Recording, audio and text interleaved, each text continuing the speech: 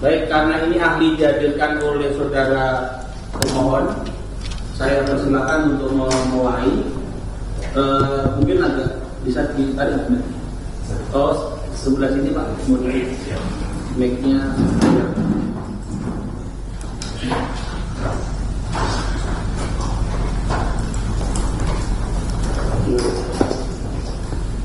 Jadi nanti alurnya saya kasih kesempatan pemohon mengeksplorasi, selesai sudah, nanti baru saya beri kesempatan kepada termohon.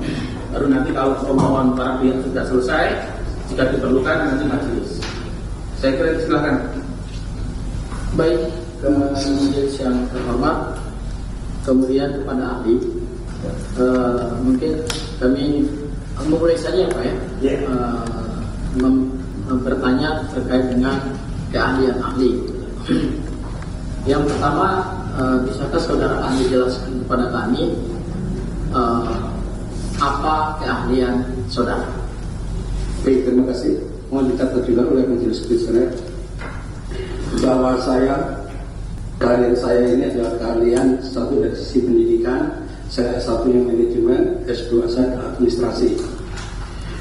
Kemudian dalam sisi keterbukaan informasi publik, saya pernah bertugas menjadi komisioner di Komisi Informasi Publik DKI Jakarta, dan saya sudah menyelesaikan beberapa kali persidangan dalam kaitan dengan persoalan sengketa informasi, sehingga dengan begitu secara praksis saya sangat memahami bagaimana praktek-praktek dalam pelaksanaan undang-undang keterbukaan informasi publik. Oke, saya kira clear ya. Berarti kami memang mempunyai kompetensi untuk memberikan keterangan sebagai ahli dalam persidangan ini. Nah, kemudian berikutnya, ini kan sengketa ini karena adanya penafsiran yang berbeda terhadap Undang-Undang Nomor 14 Tahun 2008 tentang keterbukaan informasi publik. Yang saudara ahli pahami, apa sebetulnya esensi daripada keterbukaan informasi publik? Ini kan undang-undang baru yang baru lahir setelah reformasi gitu ya, terutama di tahun 2008. Sebelumnya kan kita nggak pernah punya undang-undang keterbukaan informasi publik. Apa sebetulnya esensi daripada undang-undang ini? Esensi undang-undang ini adalah bagaimana aparatur pemerintah atau badan publik itu bisa melakukan transparansi dan akuntabilitas. Itu esensinya. Sehingga dengan begitu segala informasi yang bersifat publik itu bisa diakses oleh publik. Oke, jadi inti daripada undang-undang ini adalah transparansi, akuntabilitas, dan informasi bisa diakses oleh publik ya Pak. Berarti menurut ahli, undang-undang ini lahir untuk memberikan kebebasan kepada publik mendapatkan informasi. Betul. Apakah informasi yang boleh didapatkan oleh masyarakat itu adalah informasi apa saja? Kemudian batasan-batasannya seperti apa? Ada informasi yang tidak boleh didapatkan oleh publik, ada informasi yang boleh didapatkan oleh publik, yang saudara ahli pahami seperti apa? Baiklah, untuk segala hal informasi badan publik harusnya bisa diakses oleh warga negara, oleh masyarakat. Hanya memang pada Undang-Undang Nomor 8 tahun Undang-Undang Nomor 14 tahun 2008 itu menjelaskan bahwa ada pasal 17 yang mengenai informasi yang dikecualikan. Tetapi hal itu yang bersifat satu pertahanan keamanan negara yang bisa dikecualikan, data pribadi, kemudian mengenai data yang berhubungan dengan persaingan usaha tidak sehat, kemudian juga mengenai keamanan dan pertahanan negara. Selain itu juga mengenai untuk yang masih berkaitan dengan proses penegakan hukum. Itulah informasi-informasi yang dikecualikan. Khusus dalam hal perlindungan mengenai data pribadi, informasi yang dikecualikan itu semuanya akan terredusir manakala orang tersebut sedang mengincar atau berkontestasi pada jabatan publik, yaitu pada pasal 18 ayat 2. Di situ secara jelas menjelaskan bahwa bagi yang mendapat pejabat publik, maka segala atribusi pribadi itu menjadi milik. Berarti menurut ahli, pasal 17 ini telah membatasi beberapa informasi yang dikecualikan untuk diketahui publik ya, seperti yang tadi saudara ahli jelaskan yang berhubungan dengan diplomasi internasional, keamanan negara, persaingan usaha, data bidang ekonomi yang sumber daya alam dan seterusnya, gitu ya. Ya. Saya ingin masuk ke dalam pasal 18 ayat 2 yang tadi disebutkan oleh ahli bahwa ada informasi yang tidak dikecualikan. Apa artinya tidak dikecualikan oleh ahli? Definisinya seperti apa? Yang dikecualikan dan tidak dikecualikan itu apa definisinya? Seperti dalam pengertian pasal 18 ayat 2 itu menjelaskan bahwa, maaf sebentar saya bacakan lagi ya, biar tidak salah.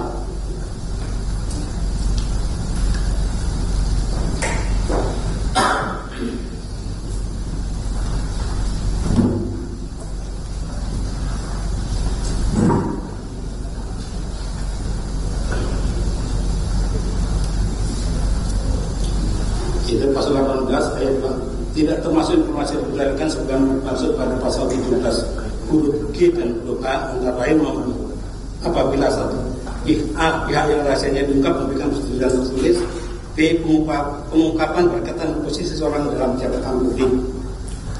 Adapun pasal 17 huruf G dan huruf H adalah informasi publik yang apabila dibuka dapat mengungkapkan isi fakta autentik yang bersifat pribadi dan kemauan terakhir atau rahasia seseorang.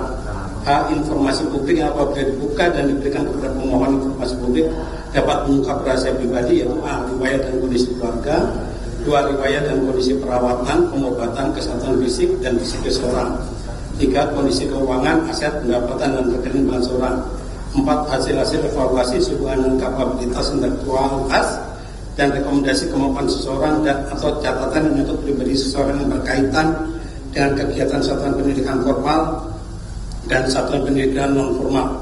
I. Memorandum atau surat-surat antar badan publik atau itu G dan H aja. Baik, itulah. Tetapi hal tersebut akan mengungkap ketika pengungkapan itu berkaitan dengan posisi seorang di dalam jabatan publik. Artinya ketika seorang menjadi calon gubernur ataupun sudah menjadi gubernur, maka pasal 17 huruf H itu semuanya menjadi bisa dibuka dan diakses oleh publik. Oh, pasal 17 huruf H ya? Itu berdasarkan pasal 18 ayat 2 huruf B. Ya, berarti data pribadi seseorang yang awalnya dikecualikan, tetapi ketika digunakan untuk jabatan publik, maka di situ tidak ada lagi sifat pribadinya. Itu berubah menjadi sifat publik. Menjadi hilang. Oh, berarti langsung berubah menjadi sifat publik ya. Oke, baik. Kemudian berikutnya lagi kami ingin tanya soal seseorang, ya kami tidak sebut nama ya. Ada seseorang kemudian pada saat mengikuti pilkada di katakanlah di DKI Jakarta, dan kami tidak sebut nama ahli karena ini kan keterangan ahli bukan saksi gitu ya. Kemudian yang bersangkutan menggunakan ijazahnya sebagai persyaratan untuk mendapatkan jabatan tersebut. Kemudian disampaikan kepada Komisi Pemilihan Umum Daerah sebagai persyaratan gubernur. Lalu yang bersangkutan selesai.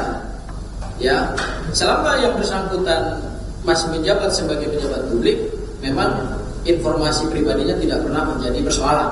Tetapi kemudian setelah selesai menjadi pejabat publik, yaitu gubernur, kemudian ada keinginan publik untuk mengetahui data informasi pribadinya, terutama yang berhubungan dengan ijazah.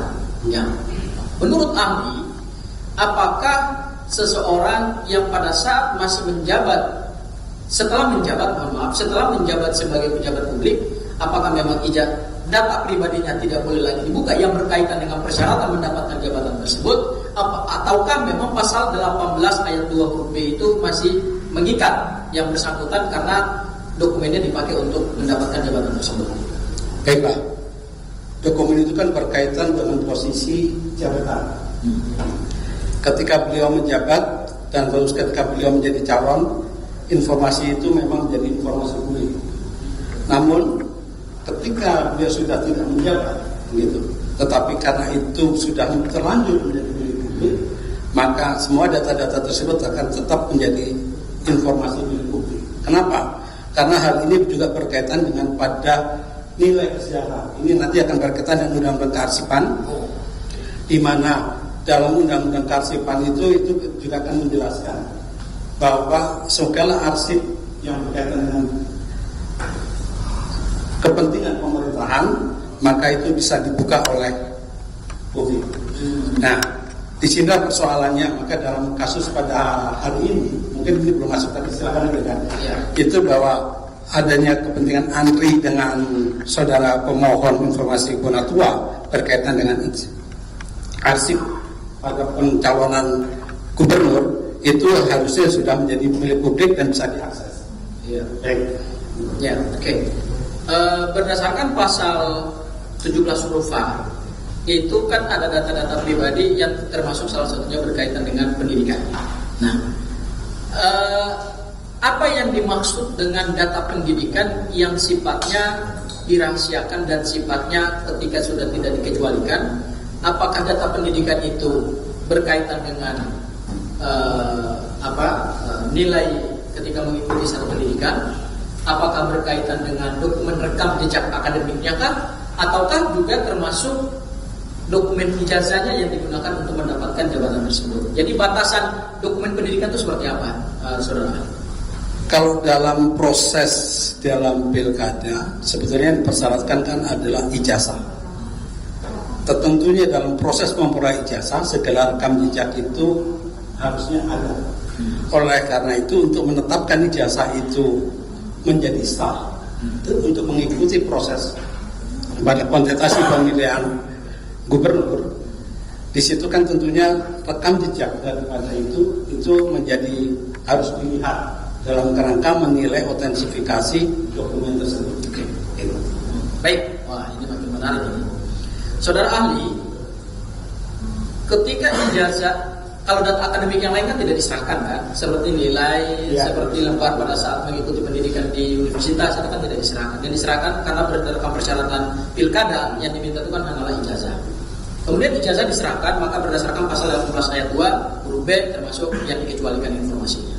Tetapi kemudian yang berkembang belakangan ini adalah ada penafsiran yang berbeda dari lembaga yang punya kewenangan untuk memberikan informasi itu kepada publik, bahwa ijazah itu termasuk informasi publik yang dikecualikan.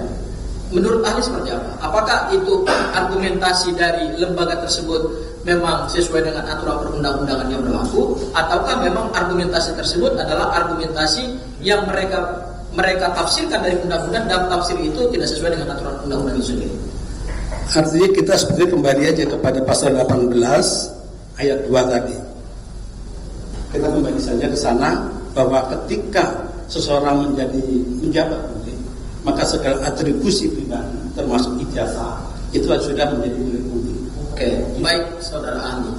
Ketika misalnya lembaga tersebut kemudian mengatakan bahwa kami punya aturan internal yang telah kami keluarkan bahwa terkait dengan penggunaan ijazah, kemudian terkait dengan akses publik terhadap ijazah pejabat publik, itu kemudian tidak bisa kami buka karena sudah diatur oleh aturan yang mereka miliki juga. Nah, apakah aturan mereka yang mereka miliki dengan ketentuan pasal 18 ayat 2 Undang-Undang Keterbukaan Informasi Publik, mana kekuatan hukumnya yang lebih kuat?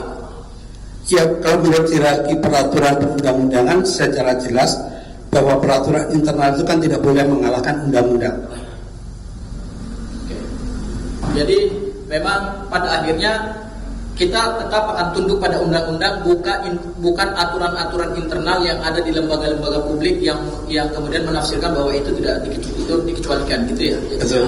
Oke, baik. Kemudian berikutnya lagi ahli, saya ingin tanya soal uji konsekuensi. Ya. Apakah memang terhadap suatu data publik yang digunakan pada saat mencalonkan diri untuk mendapatkan jabatan, entah mungkin gubernur, wali kota, bupati, atau juga termasuk presiden, ya ini karena kan ahli ini. Apakah memang terhadap data-data tersebut meskipun diatur secara tadi regulasi bahwa pasal 18 ayat 2 B mengecualikan itu, apakah memang harus dilakukan uji konsekuensi terhadap data-data itu? Menurut Undang-Undang Keterbukaan Informasi, iya. Dan untuk itu Komisi Informasi Pusat sudah menerbitkan satu peraturan Komisi Informasi mengenai uji konsekuensi, tata cara pelaksanaan uji konsekuensi. Apa urgensi dan apa manfaat daripada uji konsekuensi? Uji konsekuensi itu adalah untuk menjelaskan kepada publik apabila informasi tersebut dirahasiakan, apakah dia punya kemanfaatan buat publik? Apabila ditutup itu akan mempunyai kemanfaatan publik, apabila dibuka bagaimana? Dan mana kemanfaatan yang besar ketika informasi publik tersebut ditutup ataupun dibuka? Itu salah satu fungsi daripada uji konsekuensi. Baik. Ketika pasal 18 ayat 2 huruf B telah mengatakan bahwa itu sifatnya terbuka, termasuk ijazah misalnya, apakah memang urgensi juga untuk dilakukan uji konsekuensi? Padahal undang-undang mengatakan bahwa itu sudah dibuka. Uji konsekuensi sebetulnya tidak begitu terkait dengan pasal 18 ayat 2. Karena bagaimanapun juga kewajiban badan publik ketika dia menetapkan informasi-informasi yang dikecualikan, maka badan publik itu harus melakukan uji konsekuensi terhadap semua informasi-informasi yang dikecualikan oleh badan publik tersebut. Jadi bukan hanya sekedar pada persoalan berkaitan dengan jabatan publik. Ketika misalnya lembaga publik kemudian menentukan mana daftar-daftar informasi yang harus mereka tutup dengan melakukan uji konsekuensi, tetapi kemudian berdasarkan pasal 18 ayat 2 huruf B, ya, itu kemudian mereka tafsirkan bahwa itu termasuk salah satunya adalah ijazah, ya, padahal berdasarkan pasal 18 ayat 2 itu kan harusnya dibuka, gitu. Nah, apakah kewenangan-kewenangan seperti itu melanggar undang-undang keterbukaan informasi publik, ataukah memang itu yang memang harus dilakukan oleh mereka seperti itu? Itu ketika berkaitan dengan jabatan publik mereka tetap menutup, itu jelas melanggar. Oke. Ya, karena kan bagaimanapun juga dalam perlindungan data pribadi ada data yang sifatnya umum, general, seperti nama, kemudian tempat tanggal lahir, agama, itu semuanya merupakan data-data pribadi yang sifatnya umum. Kecuali data-data yang bersifat khusus, seperti biometrik kesehatan. Nah, itu yang ditutup, itu walaupun 18 ayat 2 menyatakan itu, tetap aja tidak boleh. Itu hanya dokter yang ketika melakukan tes itu yang boleh melihat. Tetapi masyarakat umum tidak boleh. Berarti kalau ada dua hal mengenai uji konsekuensi itu kan berkaitan bukan hanya pada undang-undang keterbukaan informasi publik. Kalau berkaitan dengan jabatan publik, pasti kemudian nanti ada perlindungan data pribadi. Uji konsekuensi terhadap perlindungan data pribadi itu harus dilihat data pribadi itu yang sifatnya umum atau yang bersifat khusus. Ketika yang bersifat umum, maka dia bisa buka publik. Tapi begitu yang bersifat khusus, itu adalah seperti biometrik kesehatan, itu kan hanya kewenangan dokter, maka itu yang tidak bisa diakses oleh publik. Baik, Pak. Ini berarti menurut ahli, ya, apakah pada saat ijazah ditentukan sebagai informasi yang dikecualikan berdasarkan hasil uji konsekuensi mereka, dan kemudian mereka tetapkan di dalam peraturan internal mereka bahwa itu termasuk informasi yang dikecualikan, apakah menurut ahli itu adalah satu peraturan yang bertabrakan dengan undang-undang keterbukaan informasi publik? Betul. Oke, baik. Oke. Kemudian terakhir, saya ingin tanya soal uji konsekuensi lagi. Menurut pengetahuan ahli, berdasarkan juga peraturan yang tadi dikutip dari Komisi Informasi Pusat, Saudara ahli, uji konsekuensi itu dilakukan pada saat sesuatu itu ditetapkan dulu sebagai informasi yang ditutup, ataukah dilakukan dulu baru kemudian ditutup informasinya? Karena ini ada praktik yang berbeda nih, ya. Saya ambil contoh, saya tidak sebut nama lembaganya gitu, ya. Ada satu lembaga menutup informasi terkait dengan ijazah yang sekarang jadi polemik, ya, saya tidak sebut juga namanya. Kemudian ada 9 informasi yang ditutup, tapi kemudian belum dilakukan uji konsekuensi. Baru kemudian setelah itu akan mereka lakukan uji konsekuensi terhadap 9 item yang mereka tutup. Seperti apa prosedur dan tata cara melakukan uji konsekuensi? Menurut peraturan Komisi Informasi tentang uji konsekuensi, itu uji konsekuensi bisa dilakukan ketika badan publik menetapkan informasi publik tersebut termasuk informasi yang dikecualikan. Satu. Dan yang keduanya, dalam proses persidangan di sidang Komisi Informasi, ternyata uji daftar informasi publik yang dikecualikan belum dilakukan uji konsekuensi, maka Majelis Komisioner bisa memerintahkan kepada badan publik untuk segera melaksanakan uji konsekuensi dengan dihadiri oleh pihak ketiga. Dengan dilakukan penetapan uji konsekuensi, dengan informasi yang sudah dinyatakan tertutup tapi belum dilakukan uji konsekuensi, menurut saudara ahli, apakah itu pelanggaran undang-undang KIP? Kalau berdasarkan peraturan Komisi Informasi mengenai uji konsekuensi, nah di sini yang agak masuk dalam ruang abu-abunya, karena dalam komisi peraturan tersebut itu uji konsekuensi bisa dilakukan, yaitu satu, ketika badan publik menetapkan itu harusnya dilakukan uji konsekuensi. Yang keduanya ternyata belum dilakukan, maka majelis komisioner bisa memerintahkan. Artinya memang ketika menetapkan data informasi yang dikecualikan, bisa saja badan publik belum melakukan, tetapi ketika menjadi sengketa informasi, maka uji konsekuensi harus dilakukan atas perintah daripada persidangan di Komisi Informasi. Oke, saya kira cukup dari saya. Majelis mungkin bisa ditambahkan yang lain. Terima kasih Majelis. Izin, tadi ahli menyampaikan bahwa dalam pencalonan pejabat daerah itu tadinya dokumen yang dikecualikan tertutup bisa dibuka. Izin Ketua, ini mohon maaf, pemohon karena ini direkam, mic-nya boleh didekatkan, ini khawatir tidak terekam. Terima kasih. Jadi yang mau menjadi pertanyaan kami, sejak itu dokumen persyaratan itu dibuka dalam pencalonan pejabat daerah atau jabatan, apakah semua pihak bisa mengakses membuka atau hanya khusus yang untuk tadi bagaimana? Kalau itu kan prinsipnya ketika informasi tersebut sudah menjadi milik publik, maka publiklah semua publik bisa membuka. Oke, selanjutnya, menurut ahli, berapa lama jangka suatu dokumen itu diarsipkan? Karena ada beberapa pendapat itu bisa dimusnahkan. Jadi suatu dokumen persyaratan pencalonan itu berapa lama jangka maksimalnya itu diarsipkan? Jadi prinsipnya semua dokumen itu kan mempunyai masa retensi. Tetapi dalam konteks pemilihan gubernur, dalam konteks itu ketika pilkada, informasi karena itu mempunyai nilai sejarah, maka baiknya informasi publik tersebut itu kemudian dipertanyakan. Kenapa? Karena untuk menjaga memori kolektif kepada masyarakat ini atas proses bahwa kita pernah punya seorang gubernur bernama A dengan melalui kontestasi yang fair dan jurdil, misalkan seperti itu. Nah, memori politik itu harus dijaga, maka segala informasi yang berkaitan,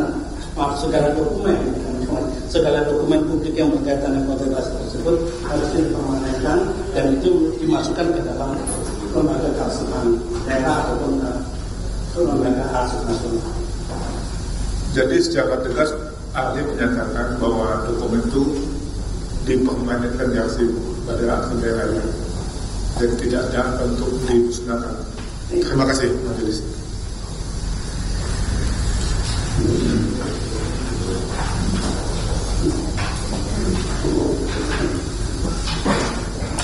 Izin Majelis. Yang sudah ditanyakan ya perlu ditanyakan lagi ya. Siap.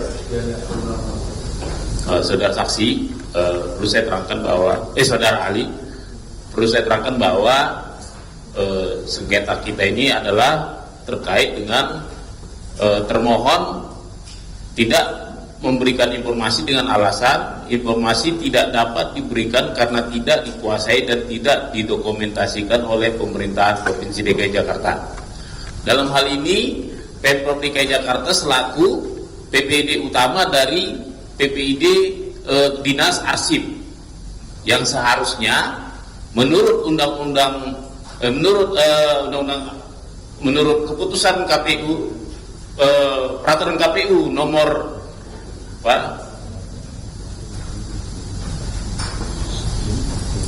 nomor 13 tahun 2000 nomor 18 tahun 2013 ya disebut bahwa pencalonan pendaftaran pasangan calon kepala daerah dan wakil kepala daerah pada partai politik dengan partai politik serta perseorangan itu jangka waktu simpan retensinya aktif itu 3 tahun, inaktif 2 tahun dengan keterangan permanen di LKD sesuai jenjang. Nah, izin majelis, saya ingin bertanya berdasarkan pengalaman beliau sebagai ketua KIP, bisa? Nah, jadi saya ingin bertanya kepada saudara ahli, selama memimpin di KIP dulu ya, apakah pernah menemukan kasus seperti ini di mana termohon seharusnya sesuai dengan peraturan perundang-undangan memiliki informasi yang dimohonkan, tapi ternyata tidak dan sehingga itu mengakibatkan pelayanan publiknya terhadap pemohon itu gagal. kasus mengenai berkaitan dengan informasi yang dikecualikan itu yang sudah diarsipkan itu pernah terjadi, yaitu pada kasus di Citanjur DKI, itu pada kasus waktu itu kasus pertanahan, di mana ada pemohon informasi meminta mengenai buku tanah. Itu kan arsip yang sifatnya aktif, di mana kalau itu disebutnya dalam bentuk arsip hidup, di mana arsip tersebut harusnya tetap berada di dalam wilayah badan publik tersebut. Tetapi badan publik tersebut menyatakan sudah tidak mempunyai arsip itu, gitu. Nah, di situ yang kemudian pada persidangan Komisi Informasi kita geser bahwa itu adalah merupakan berkaitan dengan arsipan, bukan dengan informasi publik. Kenapa? Karena kan informasi yang undang-undang informasi publik itu memang menjadi arsipan itu adalah publik harus dibuka. Apalagi pemohonnya punya kepentingan langsung atas informasi tersebut. Tetapi pihak badan publik menyatakan dia tidak mempunyai arsip tersebut, keluaran oleh kelurahan. Oleh karena itu kita kemudian merujuk kepada undang-undang arsipan bahwa arsip mengenai buku tanah itu harus selalu ada di kelurahan, walaupun kelurahan tersebut dicap, dimekarkan katakan, tetapi buku tanah tersebut harus tetap berada pada kelurahan induk, gitu. Dan itulah yang harus kemudian dibuka. Dan ketika digeser menjadi persoalan di undang-undang kearsipan, maka mau tidak mau pihak kelurahan karena kebetulan dan pada kutip sanksinya lebih besar daripada di undang-undang terbuka informasi publik, maka pihak kelurahan kemudian akhirnya membuka informasi tersebut, dicari dan dapatlah soal buku tanah. Apalagi yang meminta orang yang punya kepentingan langsung, karena kasusnya waktu itu tanah milik dia, kemudian tahu-tahu muncul sertifikat baru, sedangkan dia tidak pernah melakukan transaksi jual beli atau pemindah tanganan atas tanah tersebut. Nah, maka untuk menelusuri kenapa bisa muncul sertifikat baru, maka dia meminta kepada pihak kelurahan informasi lainnya. Itulah yang terjadi. Maka memang tidak sama persis dengan karsipan pada hari ini yang disengketakan, tetapi itu bisa sebagai gambaran. Terima kasih. Saya mohon pendapat ahli saja ya. Saya ambil kasusnya saja. Jadi berdasarkan PKPU tadi seharusnya saya singgung saja nih, Ijazah mantan gubernur DKI tahun 2012. Seharusnya menurut JRA, Jadwal Retensi Arsip dari peraturan KPU yang saya sebut tadi, itu 5 tahun berarti 2017 sudah diserahkan arsip ke LKD. Di mana merujuk pada pasal 23 Undang-Undang Kearsipan disebutkan di sini bahwa selain kewajiban sebagaimana yang masuk pasal 22 ayat 4, arsip daerah provinsi memiliki tugas poin A, pengelolaan arsip inaktif yang memiliki retensi sekurang-kurangnya 10 tahun yang berasal dari satuan kerja perangkat daerah provinsi dan penyelenggara pemerintah daerah provinsi. Nah, saya ingin mungkin silakan dikasih pendapat, apakah KPUD itu termasuk dalam penyelenggara pemerintahan daerah provinsi? Sehingga nyambung tadi dengan PKPU tadi menyebutkan bahwa KPUD wajib menyerahkannya ke LKD. Yang LKD itu dalam hal ini lembaga kearsipan daerah adalah Lembaga Dinas Kearsipan Provinsi DKI Jakarta. Baik, memang KPU itu merupakan lembaga hierarkis ya, beda dengan Komisi Informasi. Lembaga hierarkis itu artinya KPU mempunyai ikatan struktural secara rigid dengan KPU pusat. Tetapi ketika dia melaksanakan tugas dalam konteks memilih calon pemimpin atau gubernur di DKI untuk memimpin pemerintahan DKI, maka sebetulnya KPU pun juga mempunyai kewajiban. KPU DKI punya kewajiban untuk menyerahkan arsip tersebut kepada LKD, Lembaga Kearsipan Daerah. Karena apa? Itu agar tidak memutus mata rantai kesiarahan warga Jakarta. Karena kalau tidak begitu, maka nanti bisa seperti kasus Supersemar, dokumennya tidak ada tapi dibicarakan terus di mana-mana kan gitu. Nah, itulah suara tidak menimbulkan pusing pada proses pencatatan sejarah di DKI. Menurut pendapat ahli, solusi apa yang seharusnya diambil LKD jika KPUD tidak menyerahkan arsip yang seharusnya tahun 2017 sudah diserahkan? Pasal 60 itu kan menyatakan, Undang-Undang Kearsipan menyatakan bahwa lembaga kearsipan wajib untuk melaksanakan. Kata melaksanakan itu merupakan kata aktif. Jadi lembaga kearsipan daerah harusnya aktif. Begitu dia melihat sudah 1 tahun proses pilkada atau bahkan 5 tahun, artinya arsip mengenai pencalonan gubernur itu harusnya sudah dimasukkan di dalam DPA, daftar pencarian arsip, dan kemudian dari daftar pencarian arsip LKD harusnya proaktif untuk kemudian mencari arsip tersebut. Kenapa harus mencari arsip tersebut? Karena itu berkaitan dengan guna kesejahteraan daripada warga DKI Jakarta. Itu guna kesejahteraan daripada DKI Jakarta. Itu yang kemudian warga DKI Jakarta siapa yang kepingin melihat demi kepentingan ilmu pengetahuan, demi kepentingan pendidikan atau apapun, itu kemudian bisa meminta arsip tersebut kepada LKD. Baik, tapi faktanya begini, saudara saksi, bahwa LKD dalam hal ini Pemprov DKI tidak memberitahukan ke saya apa upaya yang dia kerjakan untuk mengambil arsip ini. Apakah itu kembali ke Undang-Undang KIP, apakah tindakan dari PPID yang seakan-akan lepas tangan saja terhadap hilangnya arsip ini itu bisa bersanksi pidana nggak? Ini bukan hilangnya, tetapi belum dicari. Belum dicari ya. Saya rasa itu. Jadi arsip tersebut bukan dihilangkan, tapi mungkin arsip daerah lalai dalam konteks melaksanakan undang-undang kearsipan sehingga dia tidak membuat DPA dan kemudian tidak melaksanakan dan bahasa itu dan untuk mencari arsip yang dibutuhkan. Sekian. Artinya ada konsekuensi ini kalau memang lalai, PPID lalai, itu ada konsekuensi pidana atau administratif? Kalau dalam sanksi pidana berkaitan dengan pasal 60 ini kayaknya tidak ada. Yang ada kan di pasal sebelum-sebelumnya. Tetapi berkaitan dengan pasal 60 ini LKD memang tidak ada sanksi pidana. Baik, terima kasih. Baik, terima kasih. Saya silakan termohon.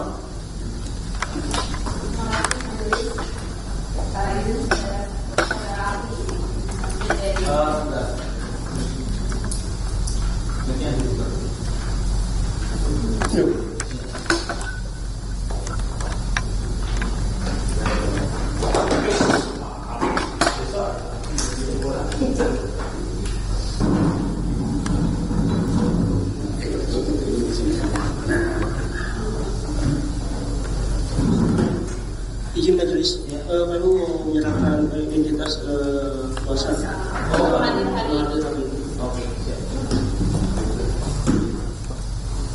Dari pemohon ada kuasa baru atau ada ya?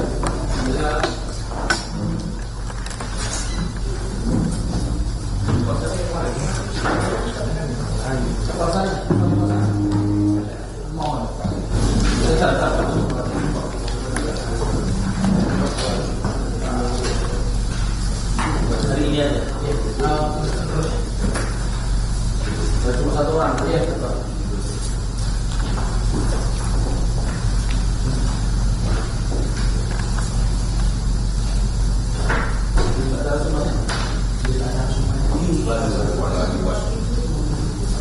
Bisa disusul. Ada yang paman. Tadi dulu aja ya. Ada di mobil. Enggak, hari tadi dulu. Dan dia silakan ada. Ini ada. Bukan nambah. Ya hadir dari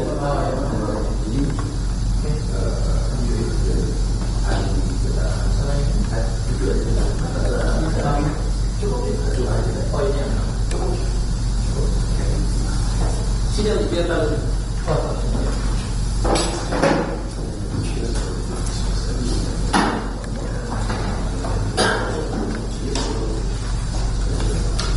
Silakan. Terima kasih majelis. Izin saudara ahli.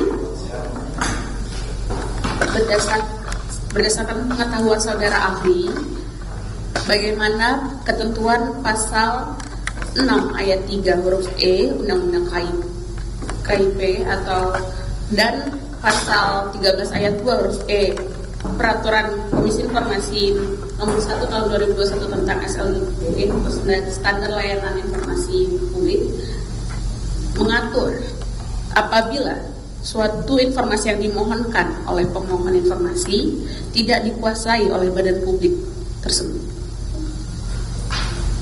tadi pasal 6. Pasal 6 UU KIP izin ahli dan pasal 13 ayat 2/1 2021. Dan pasal perki saudara Pasal 13 ayat 2 huruf E.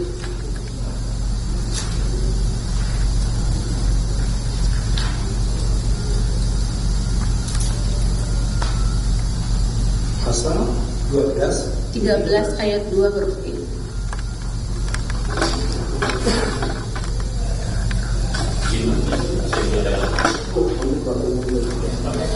perki masa tahun berkenaan. Berdasarkan Perki 1 tahun 2021 tentang standar layanan informasi publik. Bentar, izin saya buka dulu.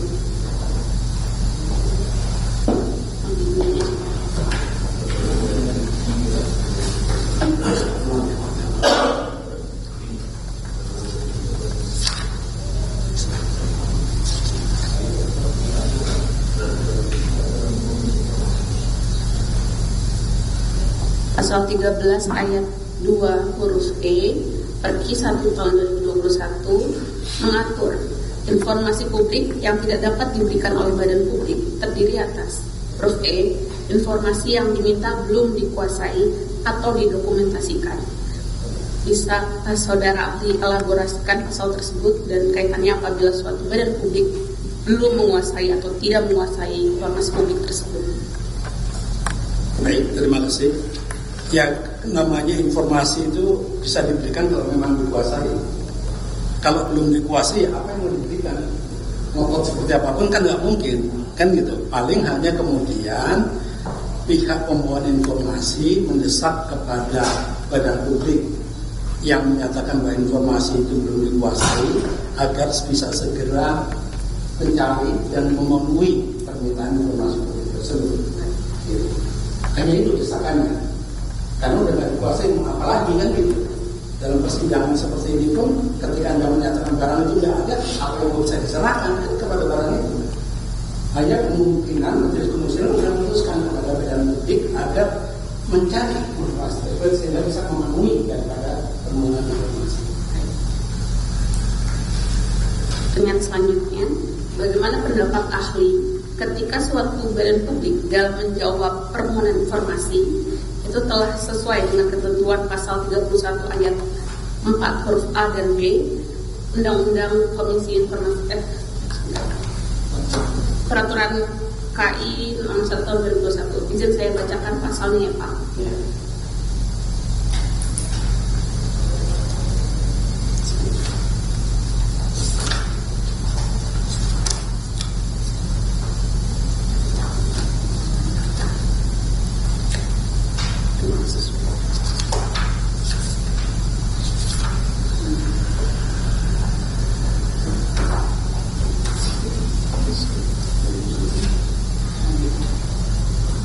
Dalam hal di sini kan mengatur terkait dengan jawaban atau tanggapan atas permohonan informasi, izin Pak, yang ditujukan kepada PPID. Dan dalam menjawab, PPID itu memberitahukan secara tertulis. Pasal 31 ayat 4 huruf Pasal 31 ayat 4 disebutkan bahwa pemberitahuan tertulis sebagaimana dimaksud pada ayat 3 berisi informasi publik yang diminta berada di bawah penguasaannya atau tidak, dan keterangan badan publik yang menguasai informasi yang diminta dalam hal informasi tidak berada di bawah penguasaannya. Apabila suatu badan publik sudah menjawab informasi dengan pemberitahuan tertulis dengan menyertakan apakah informasi itu berada di bawahnya atau dikuasai atau tidak, dan jawabannya tidak dikuasai, dan kemudian badan publik tersebut sudah menyampaikan badan publik yang menguasai informasi tersebut, apakah sudah sesuai dengan ketentuan pasal 31 ayat 4 ini menurut saudara ahli? Ya, itu kan merespon daripada permohonan informasi publik yang kemudian jawabannya adalah bahwa dokumen informasi publik tersebut tidak dikuasai oleh badan publik. Itu kan jawabannya. Ya. Nah, disinilah kemudian pemohon informasi mungkin melakukan upaya lain, yaitu desakan kepada badan publik agar mencarikan informasi tersebut.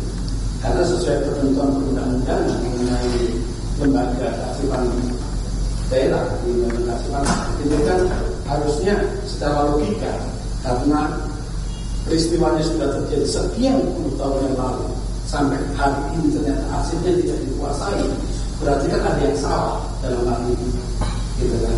Nah, dalam hal ini makanya pemohon informasi publik mendesak mencari, kok bisa belum disimpan, gitu kan, bahasanya gitu. Padahal itu sudah barang lama, harusnya kemudian sudah ada dalam penguasaan lembaga kearsipan. Karena ini kan sudah menjadi arsip statis, di mana dalam lembaga kearsipan arsip statis itu harus disimpan oleh lembaga kearsipan, sehingga publik bisa kemudian mencari informasi tentang arsip statis tersebut. Ini meneruskan pertanyaan sebelumnya.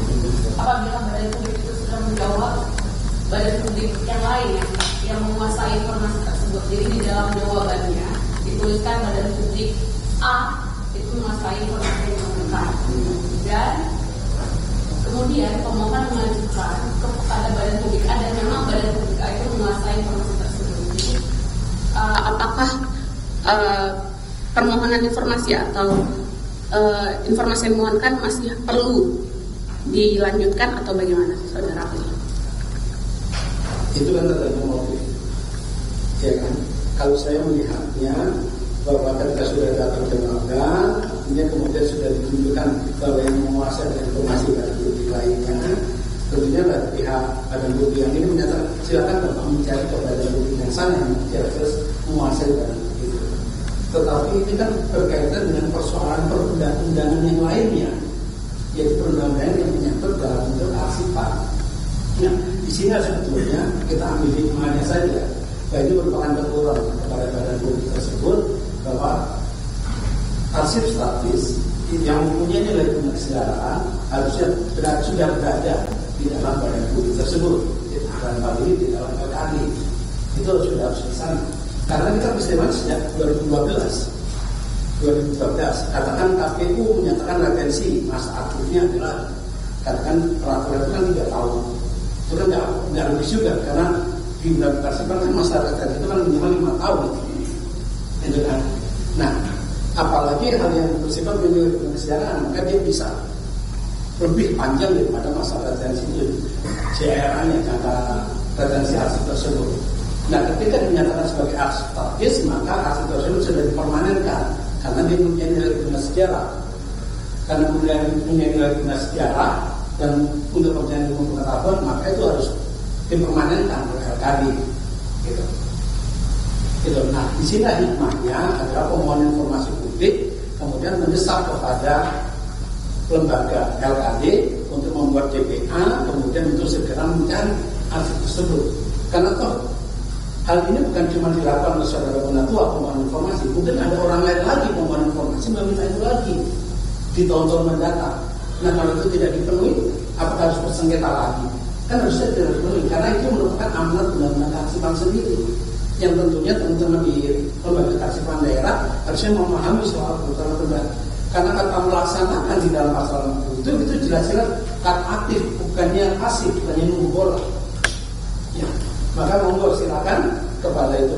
Nah, mungkin ini kemudian menjadi sengketa, tapi memerlukan pembelajaran bagi kita semua dalam konteks kearsipan ini. Kita harus lihat, karena ingatan kita ini terlalu pendek sejarah dalam hal itu. Oleh karena itu lembaga arsip menjadi tulang punggung dalam menjaga memori kolektif bangsa ini.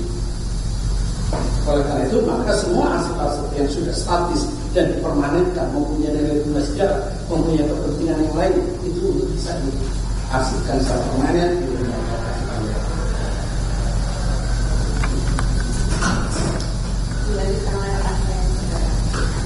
Baik, saudara ahli, saya mau menyampaikan jika dokumen yang telah dikuasai oleh pemohon, dokumen itu telah dikuasai oleh pemohon, apakah penyelesaian sengketa informasi ini tetap harus dijalankan atau tidak? Penyelesaian sengketa di informasi publik ini kan bukan karantina,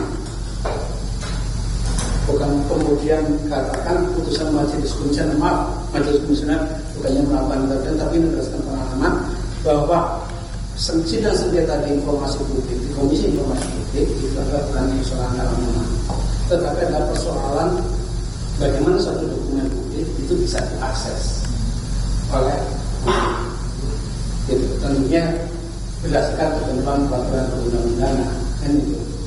Oleh karena itu, walaupun sudah menyatakan bahwa informasi publik tidak di dalam penguasaannya, gitu, bukan berarti kemudian sengketa informasinya kemudian ditutup, tidak dilanjutkan. Tentu harus ada keputusan. Gitu. Keputusannya adalah katakan mendesak kepada badan publik segera mencari informasi tersebut sehingga pada kemungkinan mendatang mencari informasi publik pada materi tersebut tidak perlu kemana-mana lagi. Apalagi kalau arsipnya tersebut sudah menjadi arsip statis, yang tentunya malah mungkin di badan publik yang bersangkutan sudah dimusnahkan. Tetapi di lembaga kearsipan daerah badan itu informasi publik itu masih tetap ada. Jadi tetap berlanjut sampai ada keputusan dari pihak majelis komisioner. Karena keputusan ini bukan soal kalah dan menang di masalah ini.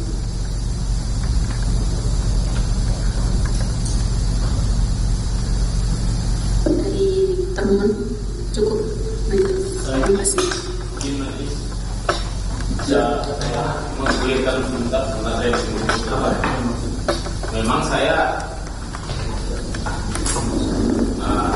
sebagai informasi memang saya sudah menguasai informasi yang saya minta dari lembaga lain yaitu KPUD. Tetapi yang saya minta itu adalah yang dikuasai LKD Karsipan karena ini mempunyai nilai yang berbeda.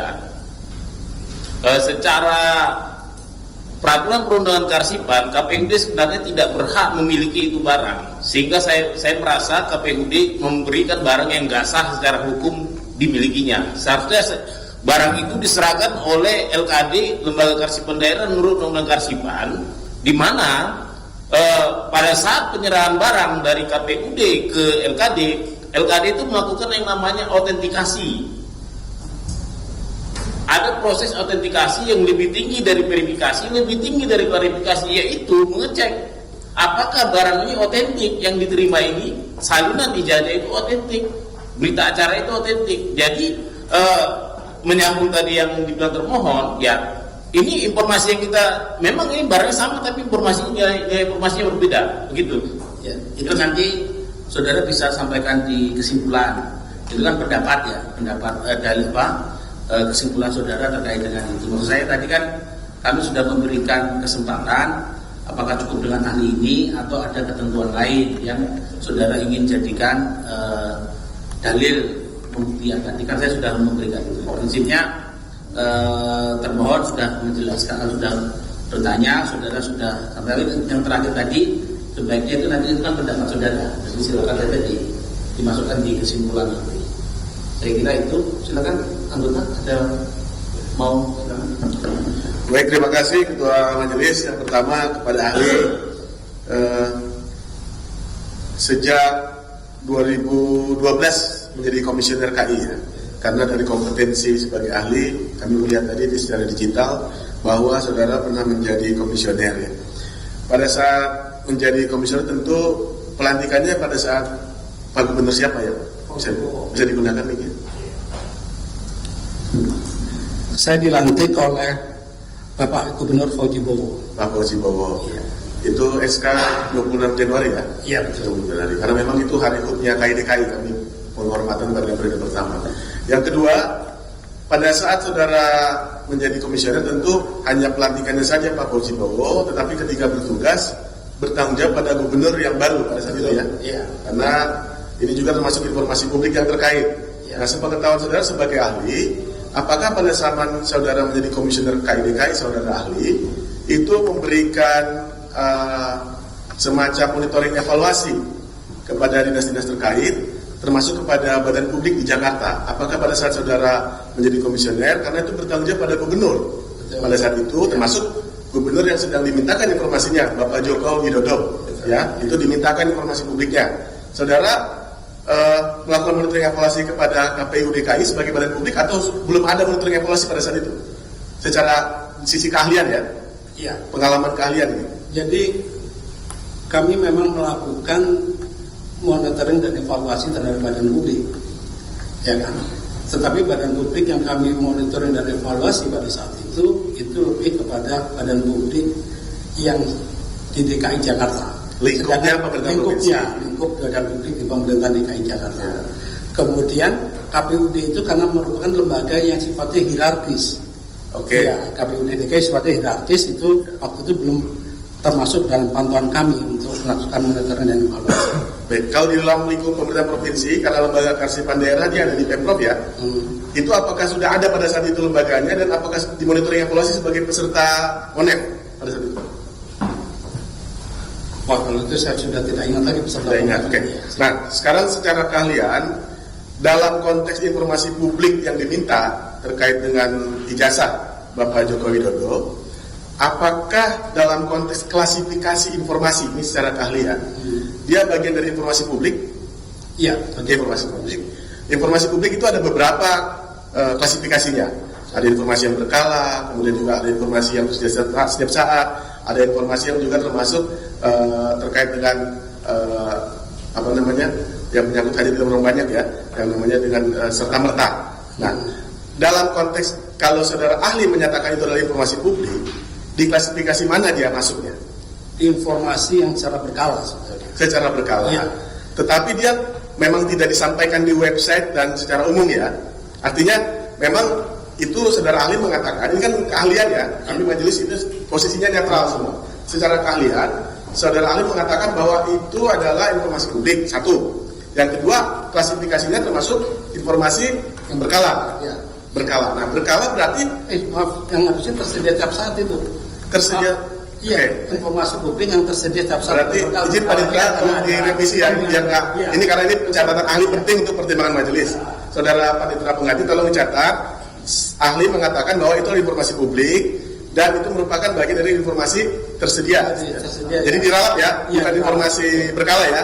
Baik, tersedia. Nah, karena saudara tidak melakukan monitoring evaluasi pada saat itu, tentu tidak bisa memberikan masukan ya terkait indikator mana yang kepada KPU DKI ya. Berbeda sampai hari ini sudah KPU DKI walaupun dia vertikal, kami KI tetap melakukan monitoring itu di hal lain ya. Iya. Artinya kami mau memastikan keahlian saudara itu tepat dalam konteks objek yang diminta. Iya. Jadi saudara menganggap itu tersedia setiap saat. Tersedia. Artinya tidak semua orang yang secara umum, kan orang ada juga yang apatis. Iya. Tapi kalau orang-orang yang aktif, itu juga tidak bisa langsung kalau dia bukan pembawa informasi. Karena dia harus dimintakan dulu, karena tersedia setiap saat. Iya. Dia bolak-balik bukain website, zaman dulu mungkin baru awal-awal tapi sudah ada ya. Atau lihat madingnya di KPU DKI atau dan seterusnya, itu tidak bisa langsung ya. Walaupun kita tidak lagi bicara konteks KPU dalam konteks termohon tidak. Tapi maksud saya pengen mengetahui ini alur ijazah ini kemana sih sampai kok termohon pun belum memiliki, belum tersedia, ya. Jadi dia masuknya di mana posisinya sebetulnya yang saudara secara keahlian dari KPU itu kemana dia harusnya dari karena konteksnya dia tersedia setiap saat. Tersedia setiap saat. Jadi misalkan begini, pemohon informasi dia kemudian mengerti proses pemilu pilkada di tahun 2012. Siapa calon-calonnya kan bisa dimunculkan di dalam website-nya itu kan. Baik. Harus termuncul di situ nama calonnya siapa. Gitu. Baik. Itu kan, mohon maaf, itu kan ahli adalah informasi secara umum. Secara umum. Tetapi karena yang dimintakan adalah dokumen, itu kan bukan informasi. Kalau informasi kan dia deskripsi bisa sifatnya. Betul. Ini kan dokumen, ijazah. Dokumen. Betul. Nah, karena ini ijazah, sebetulnya dia tidak ada di website kan ditampilkan sebagai dokumen yang diupload kan? Tidak ada. Tidak ada. Nah, jadi memang disimpan oleh badan publik. Jadi memang kalaupun dia informasi yang tersedia saat, tetapi masyarakat umum tidak bisa secara mudah langsung mengakses, tapi harus dimintakan dulu. Harus ada effort dulu, minta seperti halnya pemohon ini berjuang dulu, waktu, tenaga, segala macam untuk bisa dapatkan itu. Baik, yang terakhir dari saya adalah jika KPU DKI adalah badan publik yang sifatnya hierarkis yang saudara ahli sampaikan tadi, berarti sebetulnya dia secara pertanggungjawaban hukum dalam konteks administrasinya, berarti dia harus menyerahkan ke KPU RI dulu, baru kepada Arsip Nasional atau seperti apa? Karena saudara termohon ini tidak pernah mendalilkan, ya, menyatakan bahwa itu informasi dikecualikan, belum sampai situ. Kami pun sudah dalam sidang sebelumnya menyatakan kami kejar, saya kejar juga, apakah ini mereka belum melakukan uji konsekuensi kalau pada saat sidang yang lalu. Nah, karena badan publik ini juga menyatakan termohon menyatakan belum memiliki, tidak tersedia, sebetulnya ini kan jadi tanda tanya besar ini.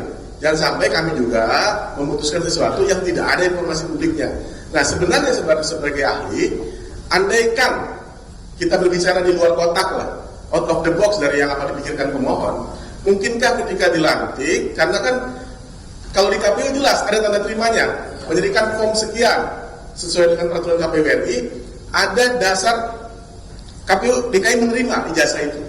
Tapi ketika dia disuruh dilantik, disumpah di Jakarta sebagai gubernur oleh pemerintah pusat, apakah ada tanda terimanya presiden? Tanda terimanya gubernur pada saat menjadi gubernur DKI Pak Joko Widodo ini. Apakah pernah ada dia memberikan itu secara hukum? Hitam di atas putihnya? Itu pertanyaannya. Maksudnya gimana? Jadi gini, kalau di KPU, sebagai konteks KPU DKI, badan publiknya, jelas dia kan menyerahkan, yang melalui tim sukses ya, menyerahkan syarat-syarat, termasuk mungkin salah satunya agar mengingatkan ingatan kita dukungan partai politik, seterusnya ya. Itu ada formnya jelas itu ya, ijazah. Dan itu adalah verifikasi administrasi, ada verifikasi faktual, itu yang diperiksa ke kampus terkait misalnya terkait ini. Nah, anggaplah saya tidak mau mengikuti cara berpikir pemohon, lebih ekstrim ya. Kalau misalkan dia di DKI dilantik gubernur, kan KPU tidak ada ini ya, calon yang akan dilantik, ini yang berkasnya kan tidak seperti itu aturan hukumnya. Nah, apakah Pemprov punya kewajiban untuk meminta kembali secara langsung pada person yang dilantik gubernur dan wakil gubernur pada saat itu? Ya, seingat saya sesuai dengan informasi media publik ya, fakta sejarah adalah Pak Jokowi dengan disuruh Basuki Cahaya Purnama pada saat itu 2013 ya, tidak salah ya. Apakah dia ada menyerahkan secara hukum nggak kepada Pemprov bahwa ini jasa saya yang sudah dilegalisir kepada Pemprov untuk dijadikan administrasi, apakah itu di bagian SDM-nya atau secara administrasi untuk keuangan baik itu gaji, honor atau tunjangannya oleh gubernur wakil gubernur, adakah secara keahlian saudara memandang itu? Sebagai ahli, kemudian dalam proses ketika gubernur sudah terpilih, itu KPU dia harusnya menyerahkan segala dokumen yang berkaitan dengan kontestasi pilgub itu kepada pemerintah daerah. Kenapa?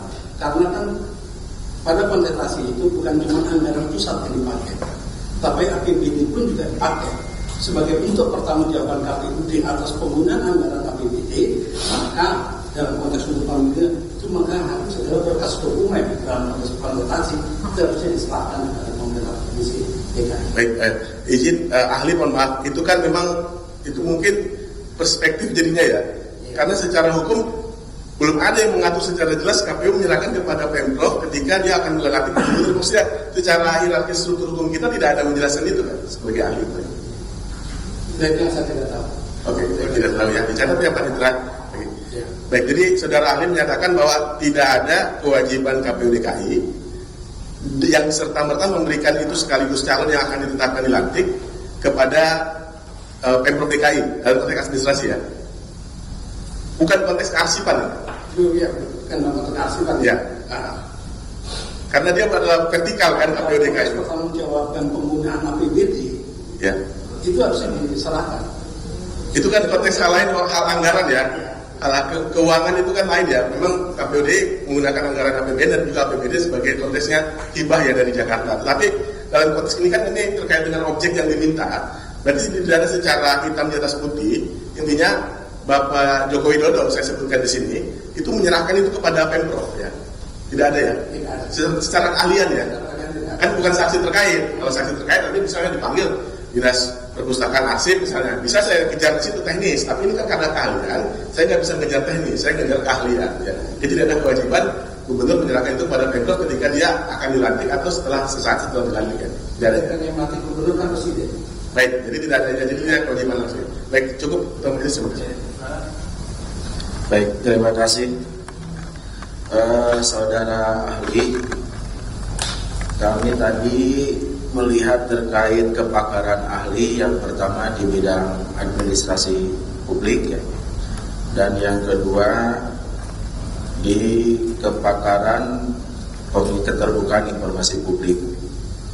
Saya tidak akan bertanya terkait klasifikasi informasi dikarenakan dalil yang disampaikan oleh pihak termohon itu belum dikuasai.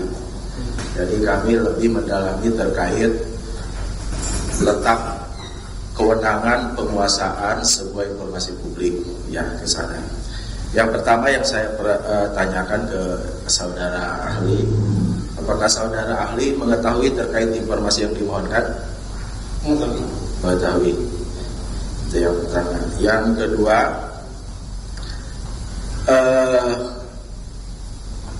ketika tadi disampaikan bahwa informasi yang dimohonkan oleh saudara pemohon itu harusnya sudah ada di lembaga kearsipan daerah, seperti itu.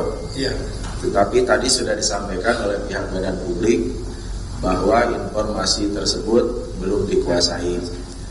Dan saudara saksi juga, saudara ahli juga tadi menyampaikan bahwa sejatinya pihak lembaga arsip tersebut punya wewenang untuk meminta arsip tersebut dari pihak penyelenggara. Ada gak ketentuan yang betul-betul pasti, undang-undangnya atau peraturannya apa, pasal berapa, ayat berapa terkait kewenangan atau kewajiban lembaga arsip daerah tersebut untuk meminta informasi tersebut?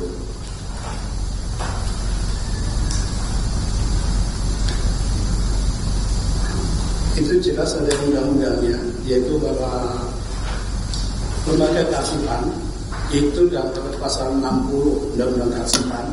Jadi perlu saya buka Undang-Undang Kearsipan.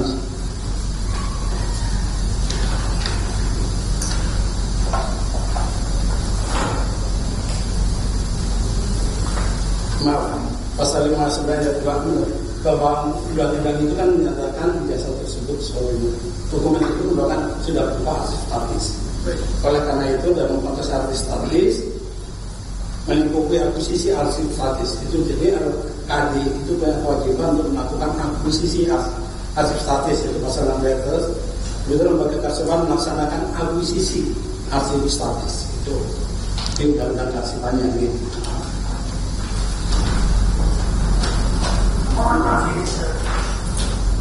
Baik, tadi disampaikan pasal 60 ya? Ya, pasal 60 bahwa lembaga arsip pasal 59 pasal 59 ayat 2 mengenai pengelolaan arsip statis. Baik, Yaitu sudah mengenai akuisisinya. Kemudian pasal 60 lebih tegas, lembaga kearsipan melaksanakan akuisisi. Jadi pasal 59-nya menyatakan soal pengelolaan arsip statis, pasal 60-nya memerintahkan melaksanakan dalam hal ini yaitu itu. Kemudian memang ada kewajiban badan publik juga ketika arsip itu sudah menjadi kerjaan, maka badan publik itu harus menyerahkan. Jadi dua-duanya punya kewajiban, badan publiknya harus menyerahkan, dan ini badan publiknya bisa terkena pidananya. badan publik yang dimaksud KPU-nya, KPU KPU-nya itu harus menyerahkan ke lembaga.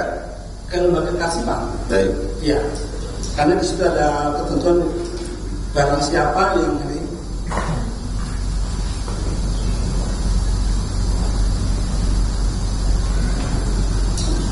baik, lebih jelasnya gini aja. Saya pernah membaca juga terkait contoh seperti KPU RI, bahwa arsip yang sudah diarsipkan oleh dokumen yang sudah diarsipkan oleh KPU RI itu wajib diarsipkan atau distorkan kepada ANRI. Iya, ANRI itu kan tingkat pusat ya. Tingkat daerahnya ada nggak? Nanti kan lembaga kearsipan daerah ini. Lembaga kearsipan Lembaga kearsipan daerah itu adalah merupakan ya tingkat daerah, itu lembaga kearsipan daerah, karena di dalam undang-undang kearsipan itu kan juga menjelaskan bahwa pengelolaan arsip di daerah itu bersifatnya hierarki ke ANRI atau bertanggung jawab juga kepada gubernur? bertanggung jawab pada ANRI maupun ke gubernur. Di sini mengenai, maaf saya buka undang-undang kearsipan.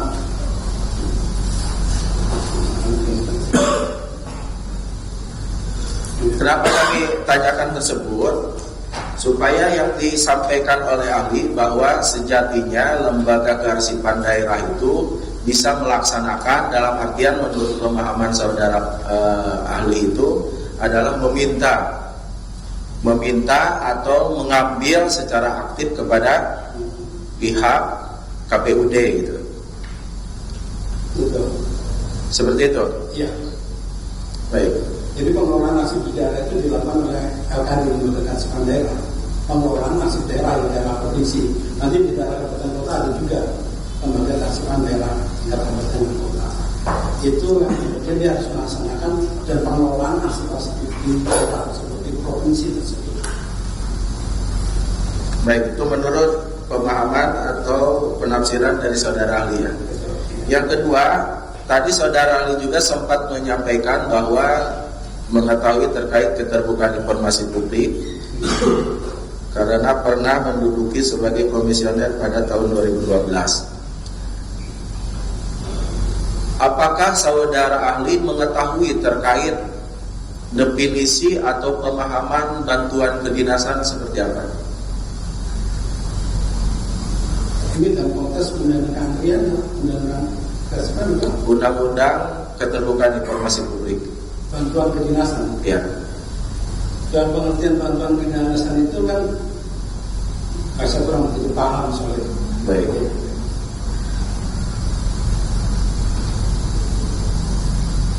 Untuk sementara cukup Ketua Majelis.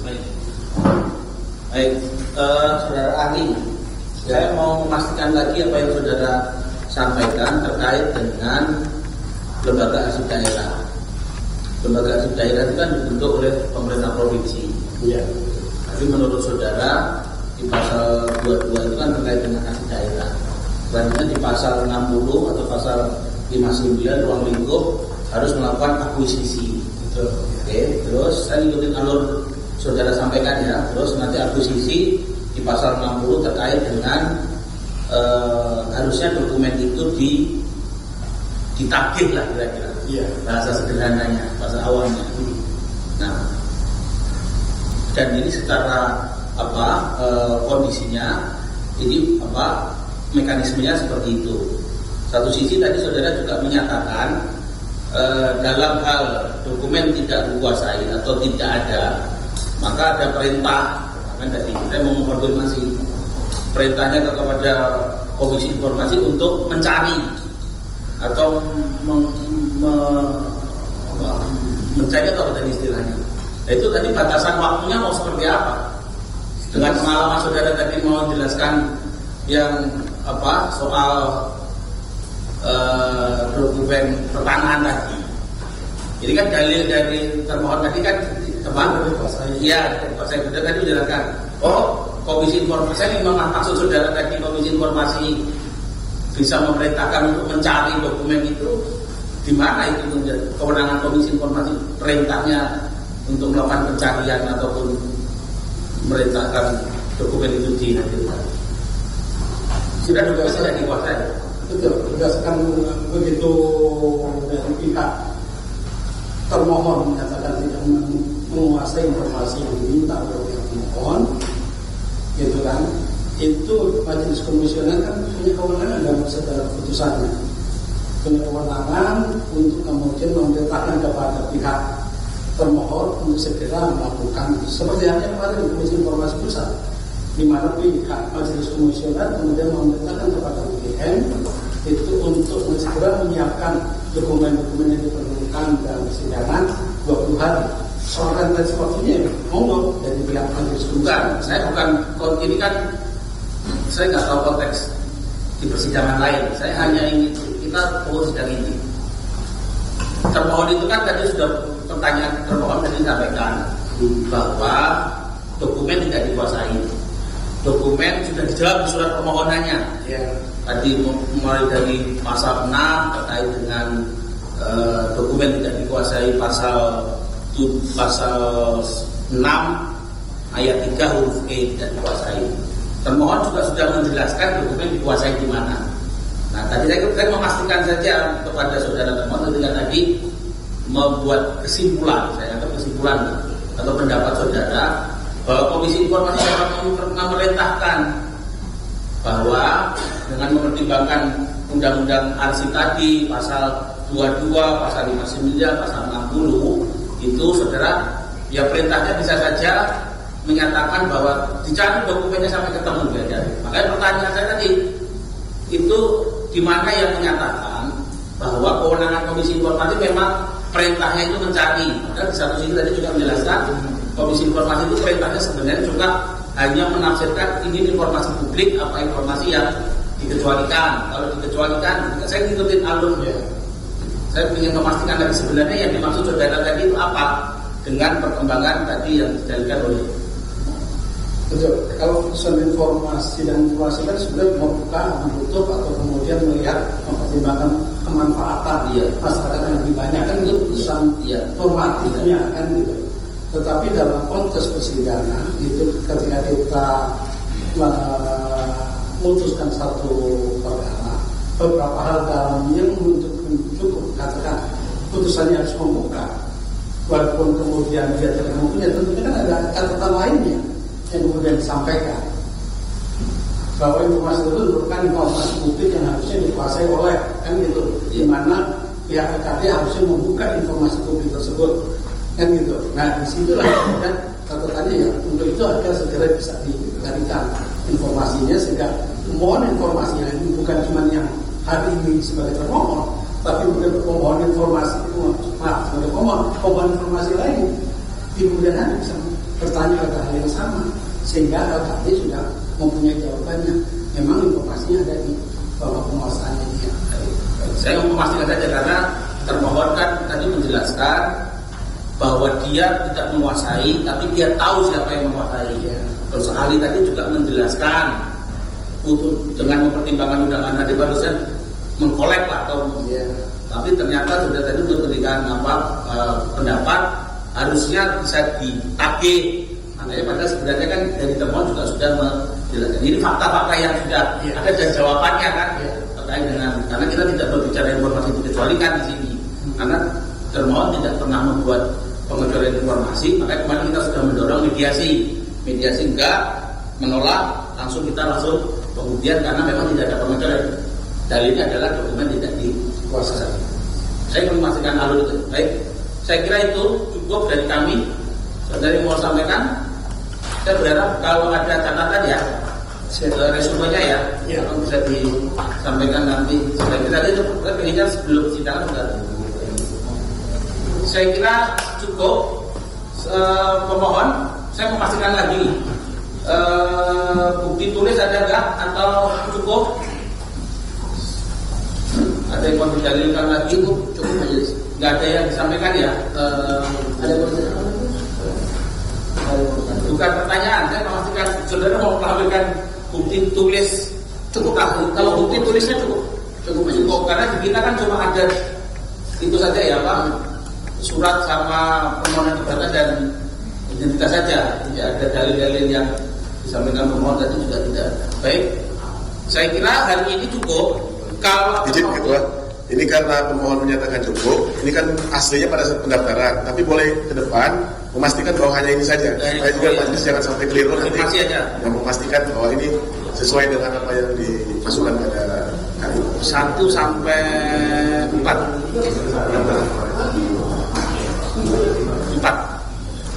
Cukup. Iya.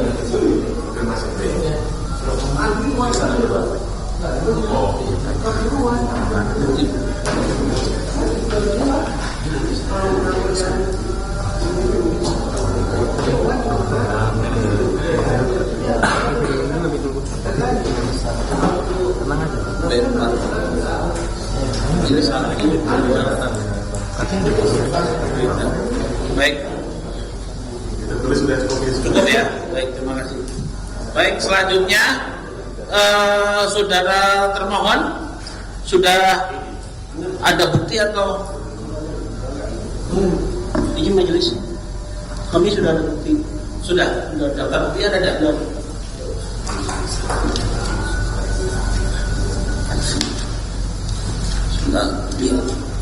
Silakan ke depan.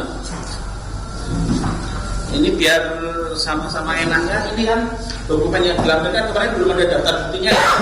Saya minta saudara termohon dan pemohon nanti bincangkan daftar buktinya biar. Oh iya. Silakan. Daftar buktinya.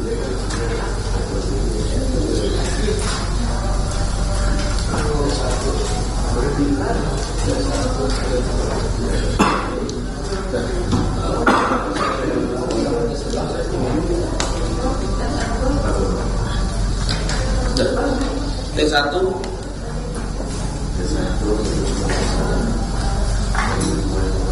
Oh. Enggak, kalau kopi tinggal perlu ajukan tadi. Jadi T1 ini A, B, C, D. Satu benda ini ya. Oke. Ya. Oke.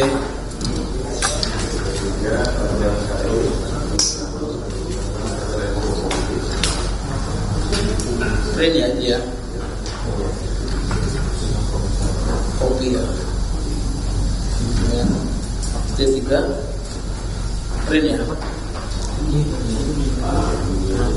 T4 keren juga ya.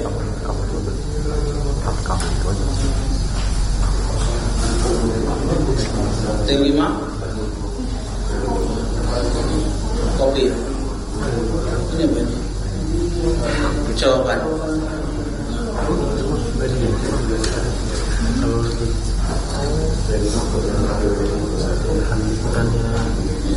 Keren. Ya. Terus keren ya. T8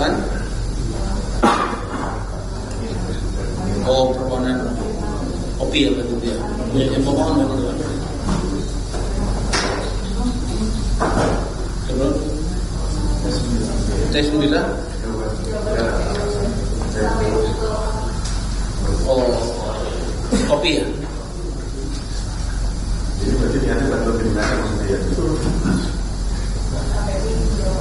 Maksudnya PKID melakukan permohonan informasi. Oke. Koordinasi.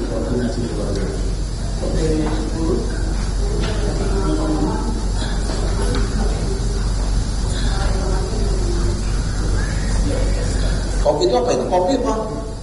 Itu dokumennya KPU. Oh, saudara dijawab sama KPU ini. Ini dapatnya saudara dari mana? Dari KPU. Jadi saudara ini tanya terus jawab sama KPU ini kan? Oke. Saya kan itu kan bukan punyanya diproduksi bukan oleh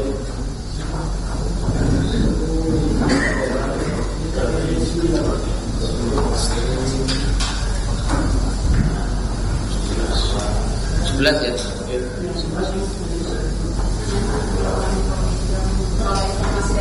Oh. Kopi ya. Oke.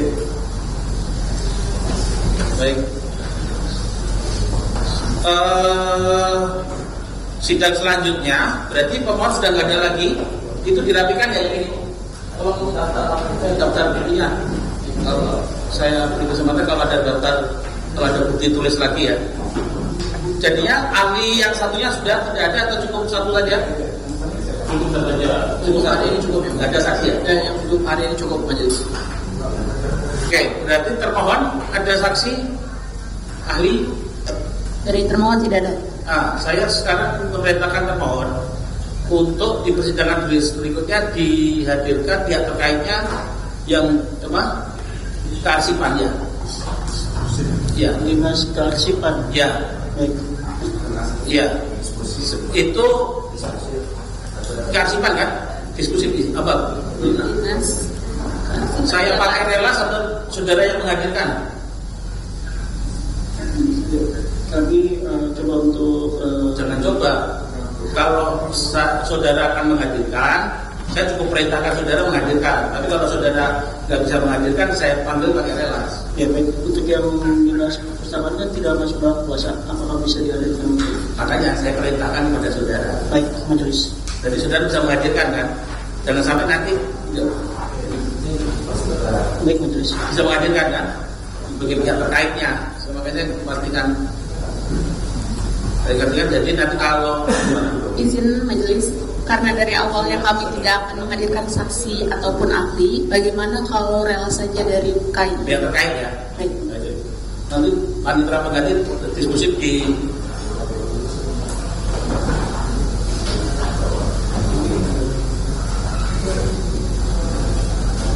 yang mana?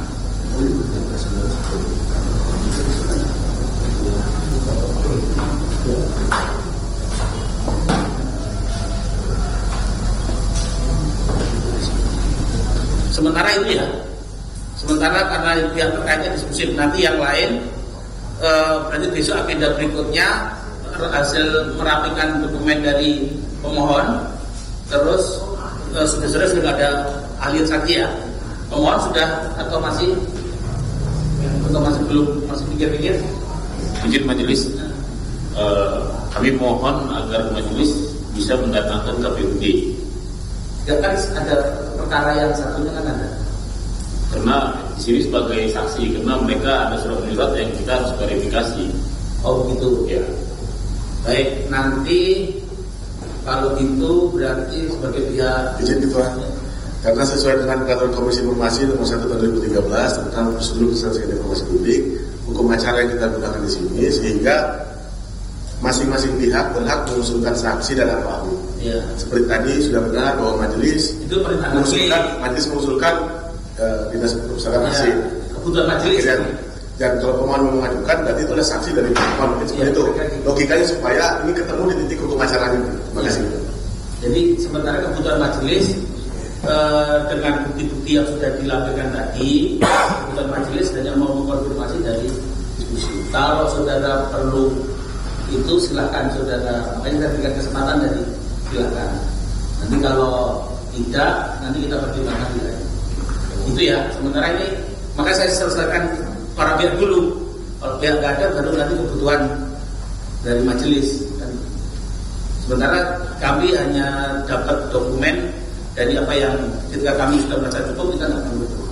Sementara dokumen yang perlu kita konfirmasi didiskusikan. Izin majelis, maksudnya pemohon adalah mungkinkah majelis dengan relasnya memanggil pihak terkait yaitu KPU, karena ada juga kebutuhan yang mereka memang kami tidak mampu menghadirkan mereka ya majelis ya, tapi dengan adanya kebutuhan dari majelis, apakah memang dimungkinkan juga untuk tambahan satu saksi dari pihak terkait lainnya? Nanti kita pertimbangkan ya, saya belum bisa memutuskan hari ini. Jadi kebutuhan majelis hanya untuk di kebutuhan diskusi. Jadi nanti kita pertimbangkan yang pasti kebutuhan para pihak. Kalau mau menyampaikan, saya berikan kesempatan seluas-luasnya. Tapi kalau kebutuhan majelis hanya sementara tadi didiskusikan. Kira-kira itu. Saya kira gitu ya. Sidang selanjutnya nanti kita tanggal hari Rabu depan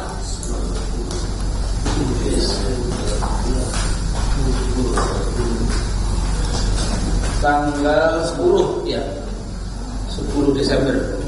Baik, sidang adjudikasi notifikasi dengan nomor register 032 dari 9 KIP DKIPS 2025 dengan permohon Saudara Bonatua dan termohon pemerintah Provinsi DKI Jakarta ditunda sampai dengan tanggal 10. Para pihak tidak perlu dipanggil relas, ditawarin resmi sebagai panggilan. Sidang dinyatakan ditutup dengan jam 10.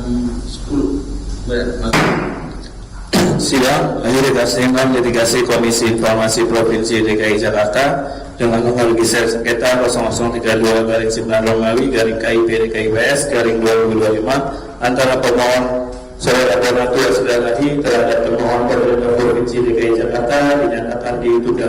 Majelis Komisioner meninggalkan ruang sidang. Hadirin dimohon berdiri.